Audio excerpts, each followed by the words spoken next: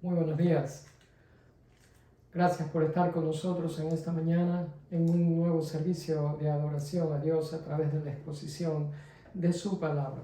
Los saludamos con mucho cariño, deseándoles que se encuentren bien y que hayan tenido una semana de mucha bendición de parte de nuestro Dios y que esta semana que empieza hoy sea excelente también.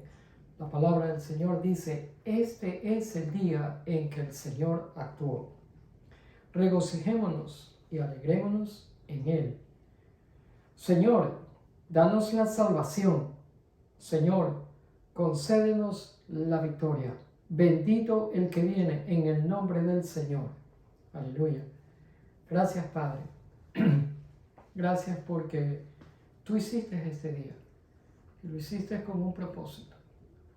Y todo propósito tuyo obra para tu gloria y nuestro beneficio, por lo tanto es bueno. Gracias porque tú mismo nos ayudas a regocijarnos en este día al margen de cualquier circunstancia. Mi Dios, te bendecimos desde aquí. Llenamos tu trono de adoración y gloria, porque tú solamente, Dios, lo mereces. Y nosotros lo hacemos voluntaria, deliberada e intencionalmente. Bendito seas en Cristo Jesús. Amén y amén.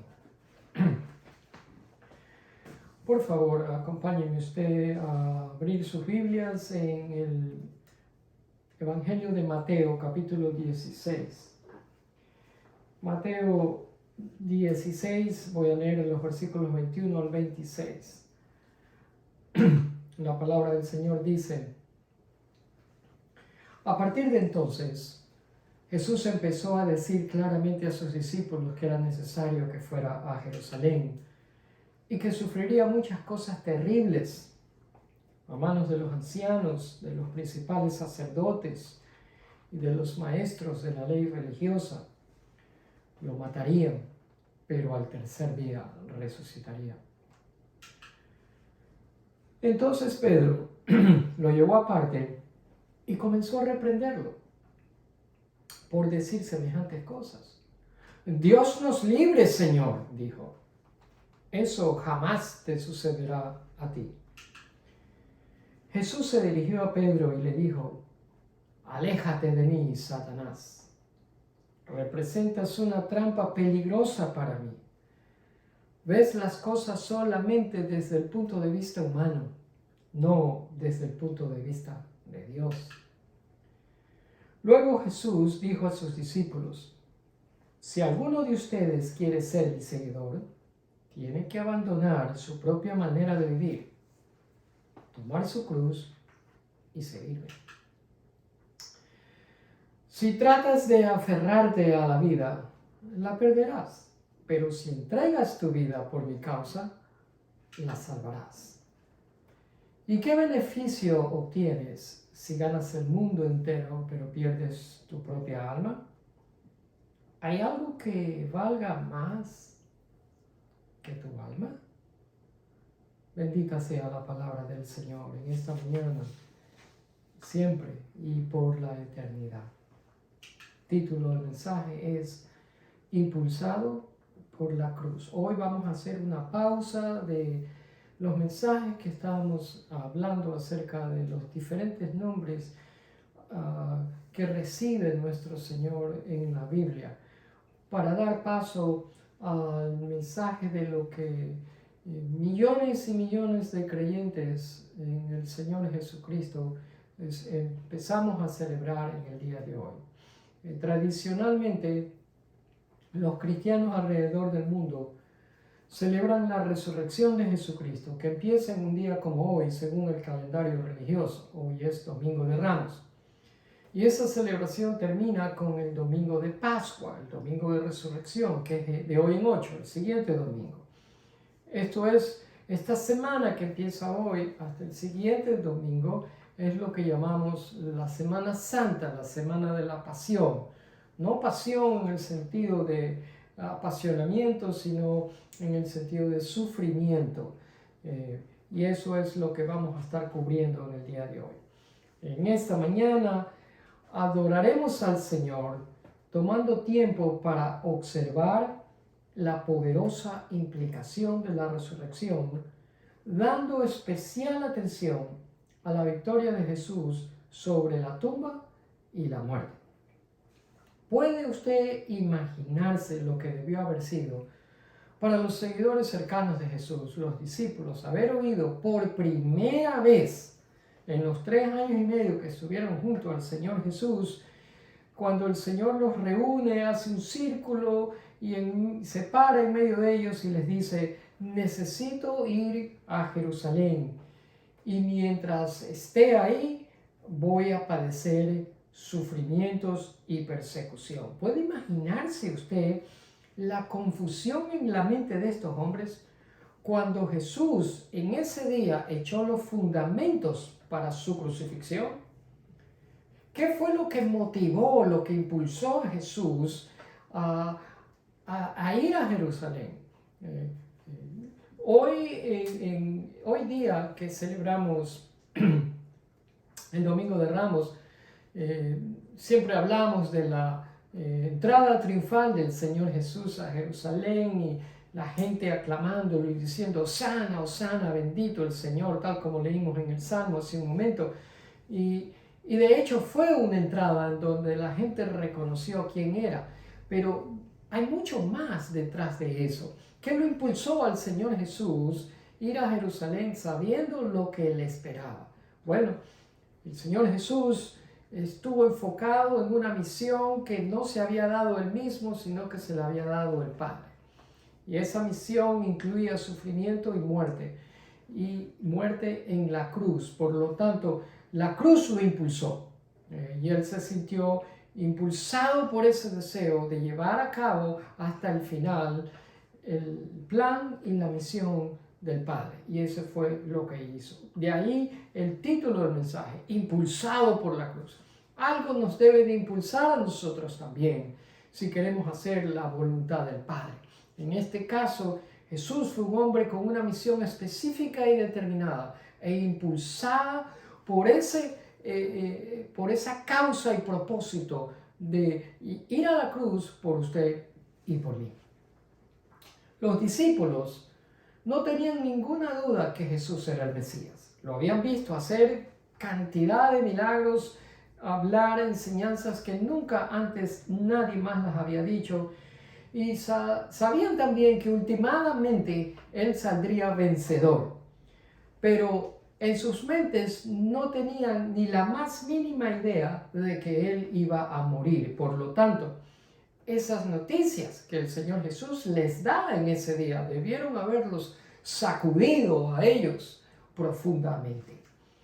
Y leyendo la historia mundial y regresando no muchos años atrás a la Segunda Guerra Mundial, se me viene a la mente el primer ministro de Gran Bretaña, Winston Churchill, que él también fue un hombre con una misión e impulsado por esa misión a hacerle frente a un gobierno fascista, al gobierno nazi que amenazaba con querer tomar dominio del mundo.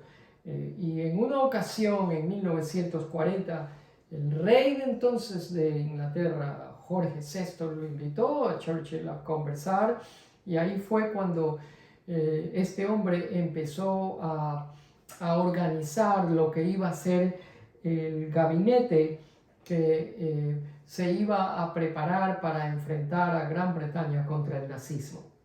Y cuando se reunió con el rey, cuenta la historia, que Winston Churchill se dio cuenta que el hacer eso, el llevar a cabo esa misión y el propósito de defender al país de Gran Bretaña, era mucho más que simplemente otra responsabilidad más de su trabajo.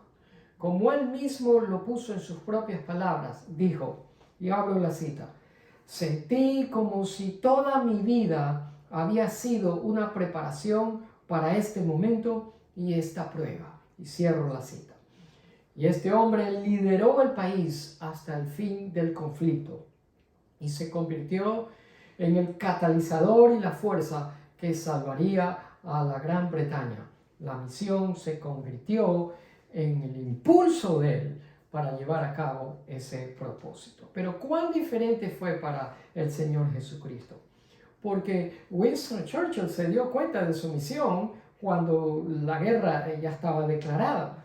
Pero el Señor Jesús se dio cuenta de su misión mucho antes de que Él incluso naciese. En la eternidad pasada ya el plan fue hecho y Él sabía perfectamente en qué consistía. Y esa misión, la cruz, de ir a la cruz, llegaría a ser lo que lo impulsaría a continuar adelante cuando Él nació, creció, empezó su ministerio y lo culminó. A diferencia de nosotros, que nacemos para vivir, el Señor Jesús nació para morir por gente como usted y como yo. Nunca se olvide eso. Cuán agradecidos debemos de estar nosotros que el Señor Jesús nunca perdió de vista el objetivo. Nosotros como humanos muchas veces perdemos de vista el objetivo de la vida. Muchas veces, y tenemos que reenfocarnos, volvernos a concentrar, porque nos distraemos por las cosas del mundo. Pero el Señor Jesús, ese no fue el caso de Él. Él se mantuvo enfocado en su objetivo, en su misión. La misión era ir a la cruz y eso fue lo que lo impulsó. Empezó alrededor de 30 años de edad. El ministerio de Él consistía en 12 hombres que más tarde Él llamaría discípulos, hombres que llegaron a ser íntimos y estuvieron con Él muy de cerca. Y lo vieron, esos discípulos vieron al Señor Jesús hacer decisiones importantes, interesantes. Estos hombres lo vieron hacer milagros, sanar infinidad de gente enferma. Lo vieron cómo Él manejaba las críticas de los líderes religiosos de entonces. Pusieron mucha atención a las cosas que Él hizo alrededor de ellos. Y eso los hizo que pusieran su confianza en Él, creyeron en Él. Y no podemos dejar a un lado el hecho de que lo amaron al Señor Jesús. Aunque al final lo dejaron solo, no podemos decir que no amaron al Señor. Lo amaron al Señor profundamente. Se sentaron junto con Él, caminaron con Él, comieron junto con Él, durmieron cerca de Él, recorrieron juntos pueblos, aldeas, ciudades con Él. Dejaron sus familias por Él, dejaron sus trabajos, sus vocaciones y profesiones por Él, pero nunca esperaron que Él muriera, nunca esperaron lo que Él les dijo en ese día, de que Él iba a Jerusalén, iba a padecer e iba a morir. La primera vez que les habla de eso fue en esta ocasión que estamos viendo, cuando se encontraban en Cesarea de Filipo. Permítame regresar unos versículos un poco más antes de lo que empezamos a leer, por favor. Todo empezó con una simple pregunta. Mateo 16:13 dice que el Señor Jesús está en Cesarea de Filipo, están ahí sus discípulos y está ahí Jesús en medio de ellos. Y de repente, para nosotros de repente, para Jesús todo planeado, porque él sabía lo que estaba haciendo, les dice, ¿y quién dice la gente que es el Hijo del Hombre?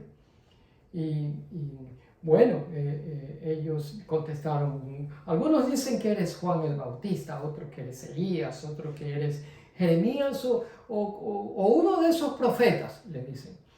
Y entonces el Señor Jesús va un poco más profundo y les pregunta, ¿y ustedes? ¿Sí ven? Ya va directo a ellos. ¿Y ustedes? ¿Quién dicen que soy? Pedro, como siempre, se levanta y les dice, le contesta, tú eres el Mesías, el Hijo del Dios viviente. Mesías en hebreo, Christos en griego, el ungido, el Mesías, el Cristo, eso es lo que está diciendo. El original es enfático, porque el original dice que Pedro le contestó, tú eres el Cristo, el Hijo de Dios, del Dios viviente. Así fue de enfático como aparece en los escritos originales. Tú eres el Cristo, o sea, tú eres el Mesías, el ungido, el Hijo de Dios, del Dios viviente. ¿Por qué habré dicho eso? Bueno, porque acuérdese dónde estaban. Estaban en Cesarea de Filipo, territorio pagano, no, donde vivían y frecuentaban gente que no era creyente en Dios. Filipo, donde estaban ellos, había cuevas y eran cuevas donde idólatras adoraban a imágenes hechas por hombres. Y Jesús, al observar alrededor de lo que había, cuevas y gente que estaba adorando imágenes hechas por hombres, les hace esa pregunta. Por eso es que los discípulos le responden de esa manera.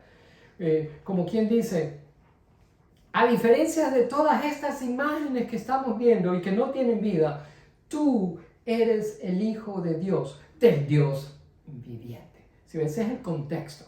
O sea, ahí está el contraste. Por eso es que el Señor Jesús les hace esa pregunta, porque en el trasfondo estaba gente que no sabía a quién adoraban y adoraban a imágenes que no tenían vida. Luego el versículo que empezamos a leer, el 21, dice, desde entonces, tal vez su Biblia diga, a partir de entonces. Esa expresión, a partir de entonces, es un punto de inflexión, es un momento crucial, eso es lo que está diciendo la Biblia. A partir de entonces, ¿qué?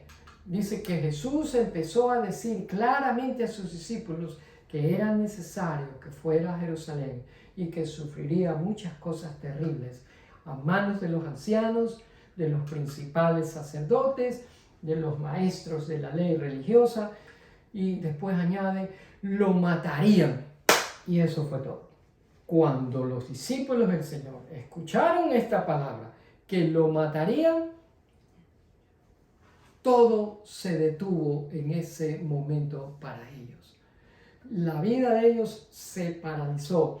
Sus sentidos se bloquearon, sus oídos se taparon y no escucharon más nada de lo que el Señor Jesús les dijo que después. ¿Y qué le dijo después? Que al tercer día resucitaría. Ellos ya no escucharon eso. Nos ha pasado a nosotros también. Cuando oímos algo que nos impacta de repente y nos choca, oímos eso y eso es todo lo que nos produce un choque mental, emocional, y no oímos más nada de lo que la persona está hablando. Así que eso fue exactamente lo que le pasó a los discípulos del Señor. Se bloquearon y no pudieron escuchar lo que vendría, lo que el Señor Jesús les decía después. Y la prueba de eso es que cuando esto sucede, ellos huyen y se sintieron tan mal como que el mundo se había acabado porque no habían entendido lo que el Señor Jesús les había dicho en esta instancia. A tal punto que Pedro, aquel que había hecho esa poderosa declaración a la cual el Señor Jesús lo elogió por ella y le dijo sobre esta tremenda declaración que es como una roca y fundamento, es que yo voy a edificar mi iglesia. Fíjense lo que le dice. Pedro lo llevó aparte y comenzó a reprenderlo. ¿Puede usted imaginarse Pedro reprendiendo al ungido de Dios, al Mesías? Yo no puedo imaginar eso. No tengo ninguna autoridad, ningún derecho, absolutamente nada para reprender al Mesías. Y Pedro se atreve a hacer eso. Y Pedro le dice, de ninguna manera, Señor, tú eres el conquistador, tú eres el que va a darnos libertad. Tú no vas a morir, tú eres Dios. Y el Señor Jesús le responde, aléjate de mí, Satanás. Palabras fuertes, es verdad. Pero no es que Pedro era Satanás, sino que Pedro sonó como Satanás. Satanás hubiera dicho eso, ¿sí ve? Para que desviar el enfoque, la concentración, determinación e impulso que el Señor Jesús tenía por cumplir su misión de llegar a la cruz. Así es el enemigo. Pedro no entendió la misión del Señor.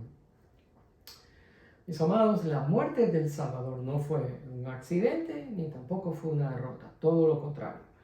La muerte de nuestro Señor Jesucristo, la cual vamos a a recordar, a celebrar, a conmemorar durante esta semana de pasión, es una victoria sobre el pecado, una victoria sobre la tumba, una victoria sobre la muerte, e igualmente importante, es una victoria sobre Satanás, el enemigo espiritual nuestro. Por eso el Señor le responde de esa manera que usted está viendo aquí: Pedro, no me digas que yo no voy a morir. Si para eso vine, muchacho. Esa es la razón por la que estoy aquí. Eso es lo que me impulsa a ir a la cruz. Debo morir. Debo morir. Tengo que morir. Esa es la misión. Y eso es lo que le dice el Señor Jesús. Luego, en los siguientes versículos, vemos 3 principios. Vamos a ver si el Señor me da claridad de palabras para poder expresar. En los siguientes versículos estoy hablando de 16 para adelante. El primer principio que vemos es que nunca debemos pensar que una muerte de algún familiar, conocido o ser querido nuestro, por impactante e inesperada que sea, es inaceptable, como en el caso de que estamos viendo el Señor Jesús. Todo estaba bien, de repente el Señor le dice: en una semana esto va a pasar. Y los discípulos del Señor, para ellos fue impactante esta noticia y fue inesperada, porque no lo habían esperado, no lo habían planeado, y por lo tanto llegó a ser inaceptable, al punto que Pedro reprende al Mesías, al Señor, a Dios.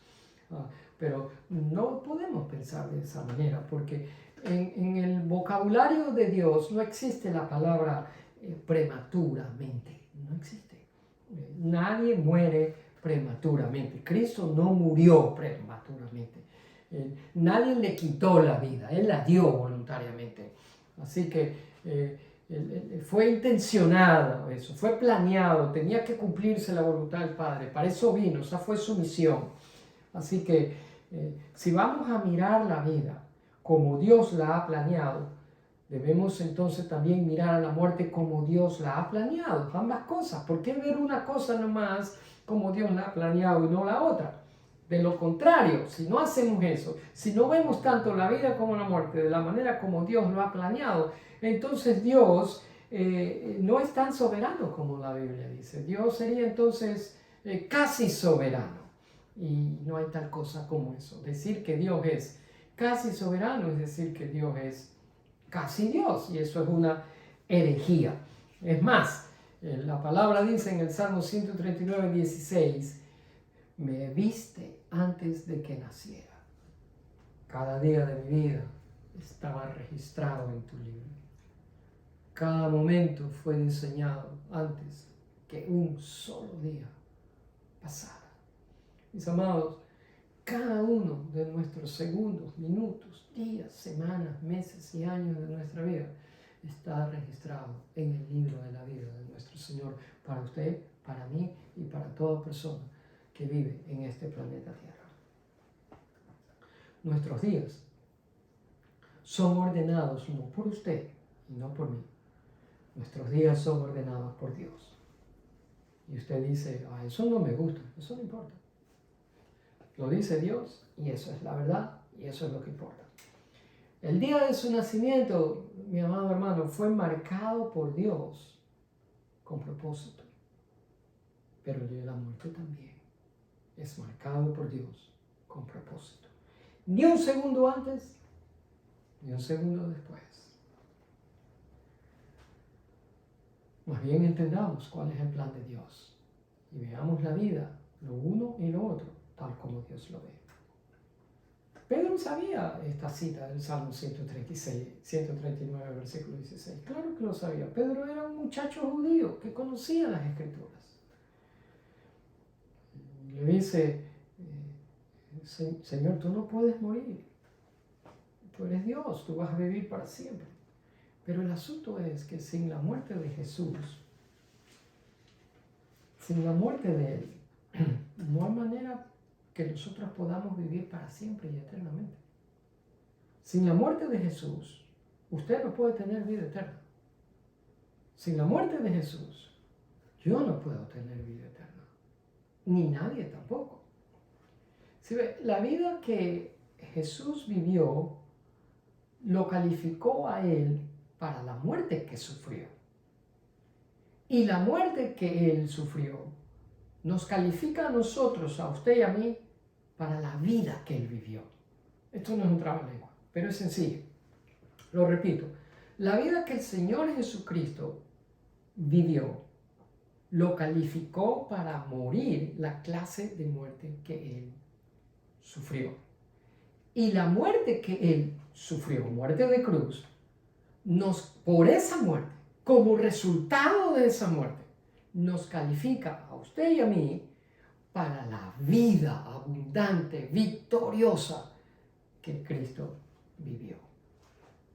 O sea que como resultado de lo que Dios hizo en la cruz, a través de vivir impulsado hacia ese objetivo y misión que el Padre le había dado, es lo que nosotros ahora cosechamos de sus frutos de vida eterna. Nos califica para la clase de vida que Él vivió. Todo es parte del plan. Todo es parte del plan de Dios. Y usted dice, pero no lo entiendo. Tranquilo, tranquilo. Claro que no entendemos. ¿Quién puede entender la mente de Dios? Solamente siendo superior a Dios. Siempre hay un misterio en muchas cosas, pero eso no me pone intranquilo, angustiado, ni me hace dudar. Por el contrario, debe de haber misterio, porque Dios hay cosas que Él no nos ha revelado a nosotros, y esas cosas que no entendemos y que no están reveladas a nosotros, tienen que ser simplemente aceptadas. Ahí es cuando el corazón juega un papel importante. Las creemos como verdad, eso es todo. Las aceptamos como que son verdad. Pedro lo aprendió, y si Pedro lo aprendió, usted y yo también lo podemos aprender. De nuevo le digo, usted que tal vez está luchando con cosas, situaciones, circunstancias o pérdida de algún ser querido, como le acabo de mencionar, de nuevo, nuestros tiempos y nuestras vidas están en las manos de Dios. Él es el maestro. Nosotros somos los siervos de Él. Él es el alfarero. Nosotros somos el barro. Él es el líder. Nosotros solamente somos seguidores de Él. Él es Dios. Nosotros no. Ténganlo siempre presente. No confundamos eso. Acéptelo. Recuérdelo especialmente en momentos en que usted no puede explicarse a sí mismo o explicar a otra persona el por qué. ¿Sí ven? Recuérdenlo, en esos momentos especialmente. El segundo principio que quiero dejarles saber es que debemos dejar de pensar que el Señor está obligado a alterar el plan de Él para con usted por el simple hecho de satisfacer las preferencias suyas. O sea, Señor, tú tienes que cambiar esto, tienes que hacer lo que yo digo. No, Él no hace eso. Así no trabajan las cosas. Perdóneme que lo desilusione tal vez al decirle esto, pero Dios no trabaja así. Más bien piensa en los últimos 3 años de vida, desde el 20 hasta ahora. ¿Alguna vez usted se imaginó lo que esos años serían de la manera como fueron? ¿De verdad usted pensó y amaneció un día de marzo del 2020 diciendo hoy va a llegar una pandemia aquí? No, nadie se habría imaginado. Si ve, nuestras preferencias en los últimos 3 años, si miramos para atrás, tenemos que llegar a admitir que no necesariamente fueron de acuerdo a lo que sucedió, no fue necesariamente de acuerdo a nuestras preferencias, que si a nosotros nos hubieran dado oportunidad de elegir, no hubiéramos elegido eso. No hubiéramos preferido una pandemia. ¿Quién va a preferir una pandemia antes que a la salud? Imagínense en qué cabeza. ¿Cuántas cosas fueron canceladas, cambiadas, alteradas? Y solamente le estoy hablando de una crisis de salud que hubo, sin contar una crisis que nos afectó a todos, en todo el mundo, en cualquier sitio geográfico donde nosotros vivamos. Y eso es solamente una cosa, sin contar con las cosas personales que son parte de la vida de cada uno de nosotros. Si ven, nuestras preferencias no son lo más importante para Dios. Dios no tiene por qué razón alterar los planes que Él tiene para usted y para mí. Nosotros somos los que tenemos que ajustar nuestras preferencias al plan de Dios. Es todo lo contrario. Así que a veces tenemos invertido el orden, pero manténgalo en perspectiva. Nosotros nos ajustamos a las preferencias de Dios, no Dios ajustándose a nuestras preferencias. Yo imagino que cuando el Señor Jesús, a estas alturas que les ha dicho eso, los discípulos estaban pasmados, con la boca abierta y en silencio. Y como hacían un silencio total y nadie se atrevía a decir nada, el Señor Jesús aprovechó para enseñarles. Y en el versículo 24 vemos que el Señor Jesús menciona 3 cosas esenciales. Y les dijo, si alguno de ustedes quiere ser mi seguidor, 3 cosas. 1, tiene que abandonar su propia manera de vivir. Tiene que tomar su cruz. 2, y tiene que seguirme. 3 cosas. Ahí está. A, B, C. 1, 2, 3. 3 cosas que son sencillas, importantes y esenciales para cualquier discípulo del Señor. Primero, abandonar su manera de vivir. Esto es un golpe a nuestro ego. Porque nosotros a veces nos creemos como que nos las sabemos todas y que nadie puede enseñarnos nada porque yo lo sé todo. Y hablamos como que si en verdad lo supiéramos todo. Pero esto es lo que está diciendo el Señor Jesús, es como que pone la llaga en nuestro ego y es un llamado a la humildad, a que nosotros seamos humildes de verdad, meditemos en nuestra actitud. Luego es tomar su propia cruz. Fíjense que no identifica cuál sería esa cruz, porque la cruz es diferente para cada uno de nosotros. La cruz mía es diferente a la suya. Y lo que tenemos que hacer al margen de cuál es esa cruz en su caso y en el mío es, de acuerdo a lo que el Señor Jesús está diciendo, es que tomarla. Y después de haber hecho esas 2 cosas, 1, abandonar nuestra propia manera egoísta de vivir y habiendo tomado nuestra cruz, añade que lo tercero es que ahí recién podemos seguirlo. Ahí recién lo seguimos. Es decir, hacemos conforme a como Él nos diría. Porque Él nos dice, ve aquí y voy allá. Dobla aquí, yo doblo allá. Solamente cuando abandono mi propia manera de conducirme, de vivir a mi modo, a mi manera, como yo quiero, a mi voluntad, y tomo la cruz que es mía, y es que ahí recién estoy apto para aceptar que el Señor me dirija y hacer lo que el Señor me está diciendo hacer. Ahí recién puedo hacerlo. Bien claro, ese es el orden. Ese es el orden. No al revés, este es el orden.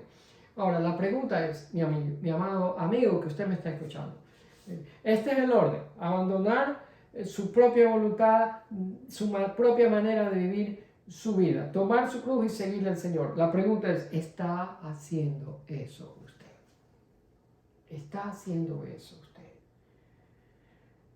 ¿Tiene usted en sus planes esto en mente? Cuando usted hace planes, cualquiera que sea su plan, irse a vivir a otro lado, comprar esto, comprar aquello, hace esto usted. Hay un himno que a mí me gusta, y probablemente usted lo ha oído, y el himno se llama Que mi vida entera esté. Tal vez usted lo ha cantado en las reuniones, en las asambleas. Dice, que mi vida entera esté consagrada a ti, Señor. Que mi tiempo todo esté consagrado a tu loor. Toma, oh Dios, mi voluntad y haz la tuya, nada más. Toma todo lo que soy, todo tuyo quiero ser. ¿De verdad? ¿Realmente a usted le ha dicho eso al Señor? No por decirlo y por cantarlo, porque a veces cuando vamos a la iglesia simplemente cantamos por cantar, pero ni nos damos cuenta de lo que estamos cantando. Y no, eso no es un culto razonable. ¿Sí ven? Dios quiere que nosotros lo adoremos con un culto inteligente, es decir, que sepamos lo que estamos diciendo, que pesemos las palabras, porque las palabras tienen significado y Dios escucha y Él las toma como válidas, Él valida, no es lo que estamos nosotros diciendo. Pero de verdad usted hace esto cuando planea algo en su vida. Bueno, eso es una pregunta personal, no quiero entrar más detalle con eso. Tampoco quiero parecer que yo soy un campeón en esto de ninguna manera, por favor. Pero todos estamos aprendiendo. Siempre hay espacio para mejorar, siempre hay espacio para aprender y siempre hay espacio para... Nunca es tarde para empezar a hacer lo que es correcto. El tercer principio con el cual quiero dejarles es que es imposible ser un seguidor cercano, no a control remoto, digitalmente, a millares de millas de distancia, no.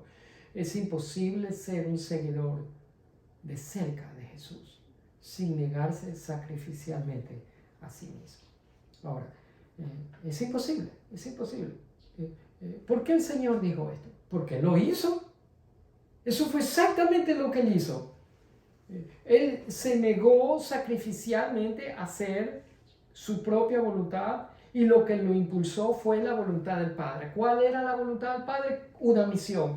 ¿Qué incluía esa misión? La cruz. ¿Con qué propósito? Con el propósito de redimirlo a usted y a mí, de salvarnos, para que nosotros no tuviéramos que ir por ese camino, para que nosotros pudiéramos vivir la clase de vida que Él vivió.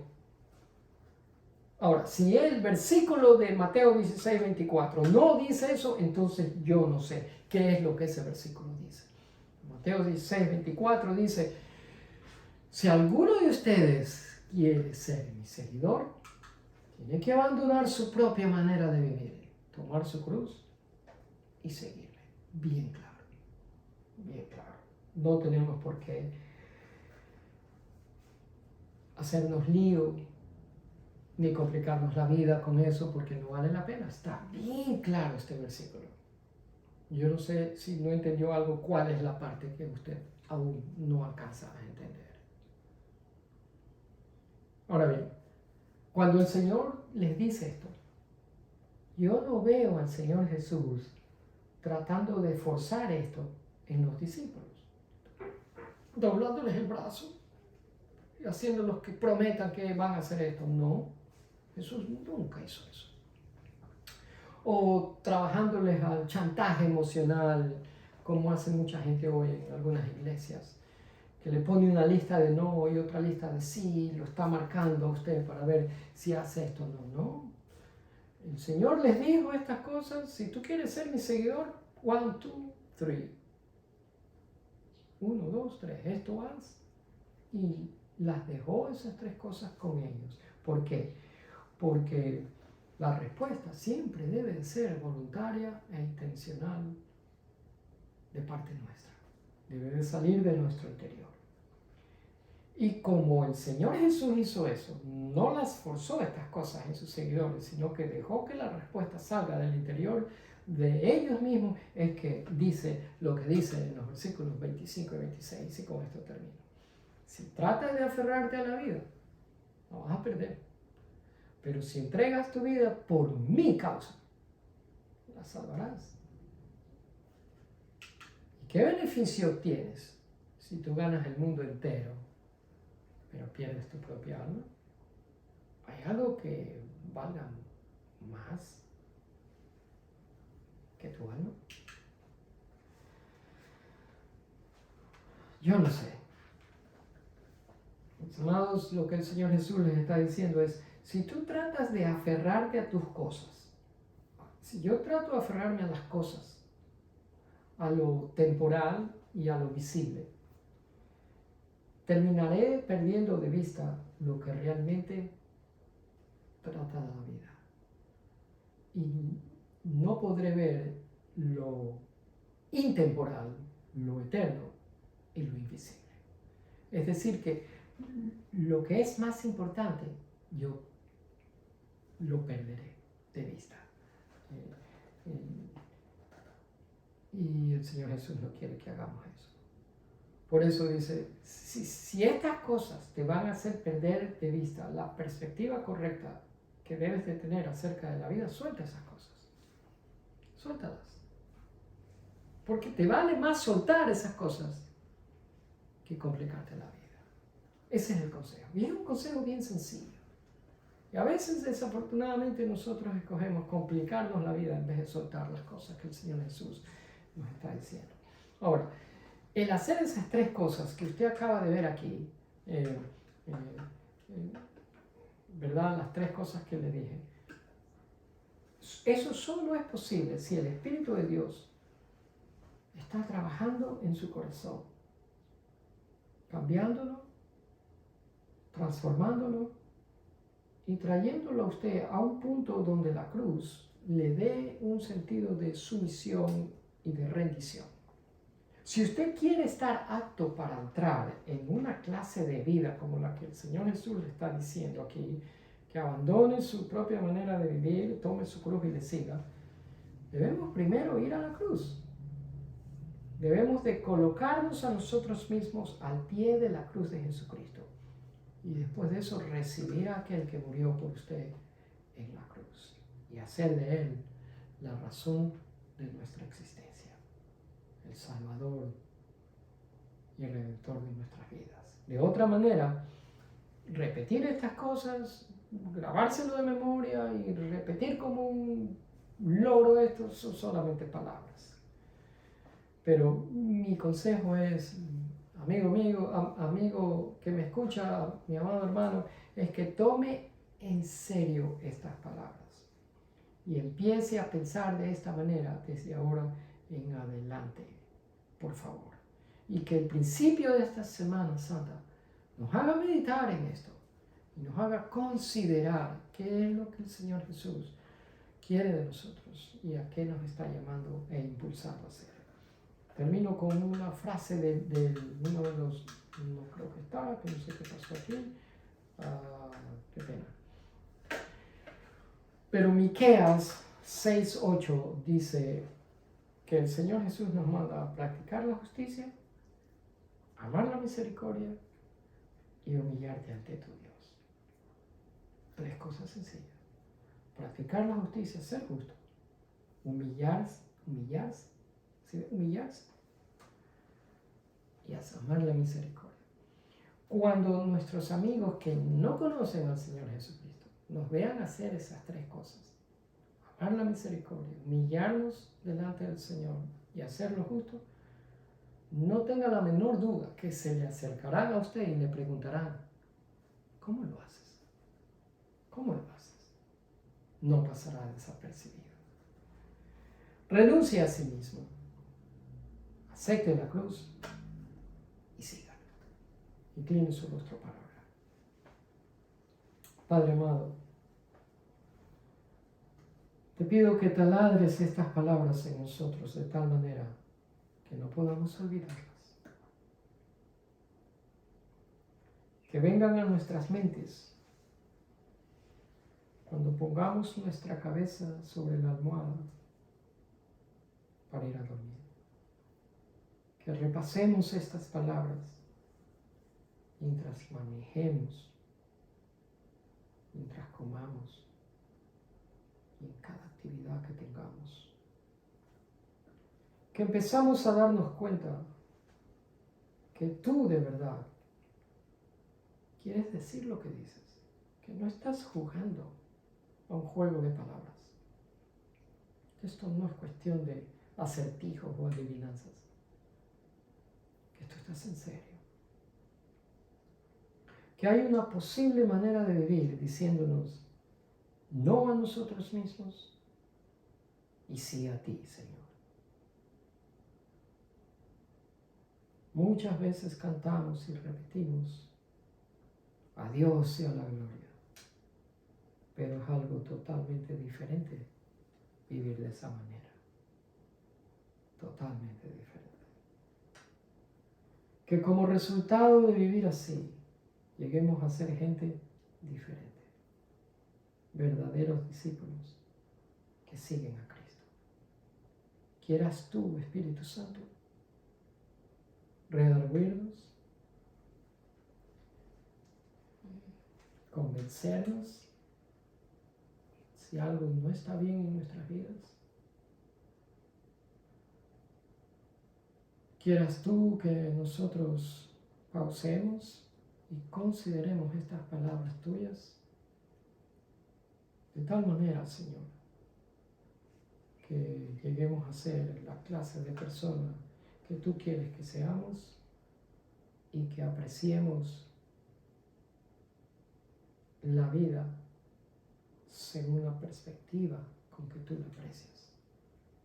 Y vivamos agradecidos a ti por tu bondad y generosidad. Gracias por esta semana que ha empezado, la semana de gran significado para nosotros los creyentes. Y confiamos que no sea otra semana más de pasión, sino la semana que marque un cambio y una transformación definitiva en la vida de cada uno de nosotros. Que lleguemos a ser la clase de seguidores tuyos que tú quieres que seamos. Desde luego, Señor, para terminar, pido por tu protección para nuestras vidas, tu cuidado, y que hagas, mi Dios, provisión de todas nuestras necesidades, como Dios bondadoso y lleno de misericordia que eres tú. Que hagas tu provisión de sanidad para todas aquellas personas que están en necesidad de una sanidad y miran con expectativa cada movimiento tuyo, anhelando ser tocados y restaurados en su salud física, emocional, mental.